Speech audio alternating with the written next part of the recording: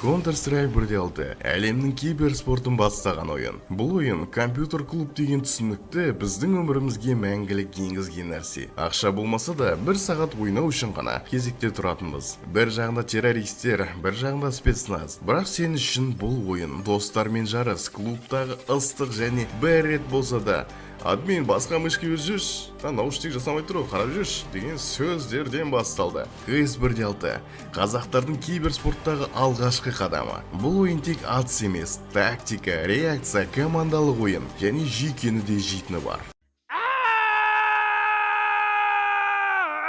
Мектептен шығып, сағатына 100 теңге төлеп, компьютер клубқа жүгіретін едік. Онда бәрі бар. DDoS 2, AWP India, CS Assault, Mirage, Inferno сияқты легенда болған карталардың бәрі бар. Бір досың снайпер, бір досың флеш лақтырады, ал үшіншісі сені кидала лақтырып кеткен кезде соған бәрі ренжитін. Микрофон жоқ, бірақ жоғарыға шықпа, базада қал. Крисауат етпе, байқайлап отыратынбыз. Қатты қызыққанымыз сонша, үйге барып ботпен жалғыз ойнап қолымызды үйрететінбіз. Ең бастысы headshot деген дауыс саған мотивация беріп тұратын.